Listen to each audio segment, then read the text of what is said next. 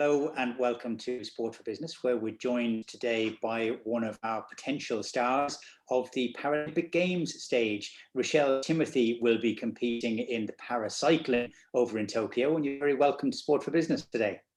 Thanks for having me. Great to see you. It's your first Paralympic Games. It's probably something that you never imagined that you would be competing in when you were playing football back for club and county with Roscommon back in the day. Tell us a little bit about the injury, the acquired brain injury that you had, which has pushed your sporting horizons in a totally different direction. Yeah, so I have an underlying condition called HHT. It's basically malformations in your arteries. It's something that many people don't pick up. I kind of accidentally picked it up by playing sport, where I was getting slight pains in my chest, and just had a scan and it found I had a lung malformation in one of my arteries. So you just got that treated with a coil, and then it can be in different parts of the body. So brain, liver, lung. So they just scanned everything, and there was a little one in my brain as well, which wasn't causing me any trouble. At the time, they had said, leave it, don't do anything with it. And then they got this new machine in Dublin, which is a radio surgery. And they said, we'll treat it with that. So I just kind of was saying yeah to everything. I didn't know much about it, got treatment from that. And then I suppose it all escalated from there. 3 months after the treatment, I started to get seizures. I thought I had epilepsy, but it was actually just a reaction to the radio surgery, and had led to swelling in my brain. So following on from that, then a few months later, I started to notice I was losing power in my right side. I was kind of a bit wobbly in that. And then one day I just woke up in the middle of the night and I couldn't feel my right side. My face had kind of drooped. So I think it kind of looked like a stroke at the time. So I went to the hospital then, and yeah, they thought I was having a stroke. But then when they did the scans, it was swelling and it was there for a while. And obviously I hadn't noticed. I had been getting the seizures, but as I said, that was epilepsy. They had thought it was epilepsy, but looking back now, it was the swelling that was there. And I suppose from that, then it all kind of, escalated from there. I got loads of different treatments trying to get the swelling down. And I suppose I was naive at the time in that I thought, get the swelling down and I'll be back to normal. So yeah, it's been a few weeks in hospital, just trying to walk again, getting my walk back. My speech wasn't affected, so it was mainly just my right side walk, using my right hand again. And then they were trying to reduce the swelling. So eventually, after different rounds of chemo, loads of different treatments, the swelling was down, but the power wasn't back. So that's when I was diagnosed officially with an acquired brain injury.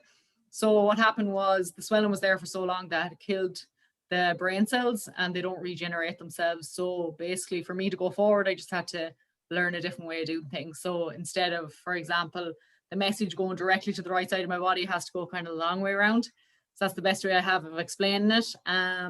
But yeah, I was left then with weakness on my right side, which is permanent. They say 18 months after the first onset. So that would have been like when I got the weakness. If it hasn't improved, you won't go back to your old self. You'll have to use that as your new baseline. So that's kind of where I went from there. So yeah, that was 2016. Then at the end of 2017, that was when I was diagnosed officially with the acquired brain injury. And this all happened when you were 21 years old, and you'd probably been watching the Olympics and possibly the Paralympics as well before before it all happened. It's very young to have your life turned kind of upside down in that way. Aside from sport, how did you cope with it? What were you doing in terms of college and education and life at that time? Yeah, so I was in my third year of college. I was doing sports science at Athlone Institute of Technology. At the time, I kind of was naive in that I thought in a month I'll be better, in 2 months I'll be better, in 3 months I'll be better. And I think it took me a long time to realize, this was something that would not get better, and you kind of had to work with it. So as I said, I was sport mad, like everything revolved around sport, and suddenly I couldn't do it. So yeah, I think I deferred my college semester just to kind of focus on my recovery, focus on getting better. I was just like sleeping all the time just because the brain injury, like trying to regenerate itself. I had nothing really to fall back on, I suppose. I was just like watching TV, which is something I wouldn't have had time for because I would have been training every day of the week. But yeah, it was a big adjustment, but like I had some sports people that I would have been friendly with. I was still friendly with, and I kind of got back in with teams helping out, you know, even going to the trainings, doing a bit of strength and conditioning training, that sort of stuff, watching, even going to matches to watch, that sort of thing. So yeah, it took time, but eventually I got around it. Yeah. And where did the connection then to competing in paracycling come about? Yeah, it was kind of just picked up randomly, I suppose. I was at home and it was the summer, and like my friends obviously were all going out and doing whatever, you know, they were 21, they were living their best life, and I was kind of at home, and I like needed something to get me out of the house.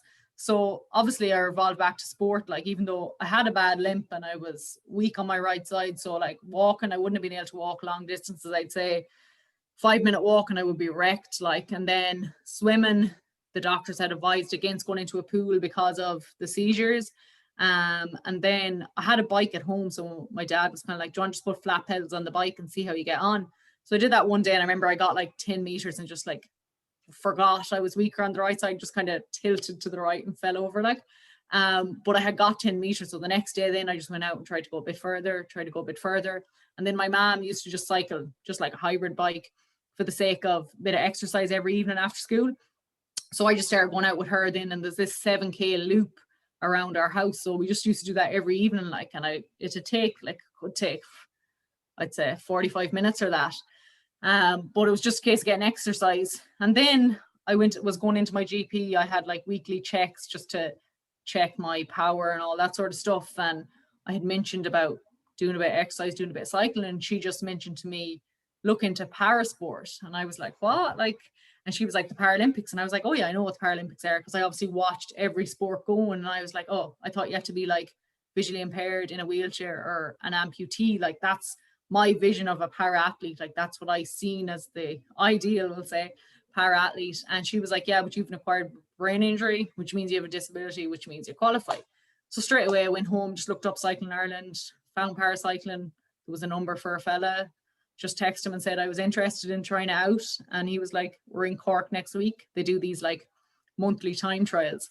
And I was like, grand, I'll be there. So my mom just drove me to Cork, and I did like, I don't know, 5 kilometers maybe or whatever. And they were like, you're a girl, we'll take you. That was basically the start of it, because there wasn't many girls involved. And I explained what happened. And then I explained about having a sporting background, and they were just like, the eyes like lit up. They were like, this is brilliant. Like, as in a sports person that has a sporting background and that sort of stuff. So that's how I got into it. And then I just went to every time trial. I went to every event I could possibly go to. And yeah, it escalated from there then. And now it's led to qualification to compete for Ireland in Tokyo 2020. When did you know that you were going to be on the plane? Yeah, I suppose officially it was only announced last Monday, but me winning a bronze at the scratch race in 2020 kind of secured, we could say, that slot for me. The special criteria you have to hit, but your country also needs to have the slots qualified. So you're not qualifying yourself, you're building up points and qualifying slots. So we had 2 female slots, and we were pretty sure we had them secured for myself and the tandem. So, you know, once we got the results to back them up, then we met the criteria and you qualify from that. So really 2020, I knew like I'd be going. Obviously it was supposed to be 2020. So yeah. And how has that extra year been? Has it perhaps even helped you in terms of building up your own sort of comfort with bike comfort, competing in more velodromes? You're out in Portugal at the moment for a camp. Has it been a good COVID for you? Yeah, I suppose I could say it was. It gave me an extra year training because I was so relatively new, and as a cyclist, it's all about the endurance you build up. It's all about the hours on the bike. So it was giving me an extra year, but it was also, you know, there was good and a bad side to it. So the good side was giving you an extra year, but the bad side for me was I wasn't exposed to any racing. You know, I wasn't able to compete, which is something I had limited experience in. Also, we weren't allowed travel. We have no velodrome in Ireland. So I was off the velodrome for a full 14 months. So it was just a case of doing the training yourself and hoping that when you did eventually hit the boards in the velodrome, you'd go faster. And luckily that is what happened when we got back on it, that then you got the sense of, okay, all this training has paid off. I have got faster. Because I think over COVID, you were just training week to week and you can't really see your progression just week to week. You like need something to like compete or do something that will show oh yeah, I have come along. So definitely for me, I'm like the extra, I say to everyone, the extra year has done me so good. I've got so much stronger, but then so has every other girl that I'm going to compete against. They've all had an extra year training as well. So. And what's the competition process going to be like now when you get out to Tokyo? How many races are you going to compete in? Is there a qualification process to get you to the final? How long is it going to take place over? Yeah, so I have 4 events. I'll have 2 on the track and 2 on the road. So the track is an individual pursuit 3K. There's a qualification for that, and then there's medal write-offs. And then there's a timed event on the track as well. So that's just 500 meters, 2 laps, just 1 run, and the best time is the gold medal, basically.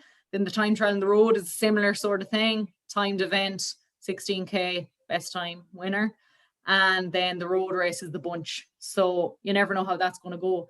The Tokyo course is actually very hilly, which I would say doesn't suit me, but it doesn't suit, I suppose, a lot of girls as well, in that para races tend to not be too hilly, like just the way the different, the last few world championships haven't been crazy hilly. So it's going to be a shock to a lot of people, I think. It's hard to know who is suited to them and who's not, so which is a good thing. But like anything can happen in a road race, there's crashes, there's something might go wrong with the bike, that sort of stuff. So it really is just get there on the day and hang on for as long as you can. So yeah, the track would be something I'm focused on mainly because of the amount of years experience I have and the base I've built up. I probably need those extra years to build it up on the road. Whereas the track, it's a timed event, and really I just need to go out there and go faster than I've ever gone before. And whether that's good enough for 10th or whether that's good enough for a medal write-off, you're not going to know until you get there. So yeah, just go faster, simple as. It is going to be hard because there will be people emerging from 180 countries around the world that will be the same as you, that will have come, that wouldn't have been involved in Rio in 2016. Well, look, it's a great story, and well done you on overcoming something which most of us could never even imagine or dream of. So you're an inspiration to your local community and to Ireland as well. Hopefully you'll be able to do that on the Paralympic stage as well. But for the moment anyway, Richael Timothy, great to meet you, and thanks for taking the time with us today. Thanks, Lynn. Cheers.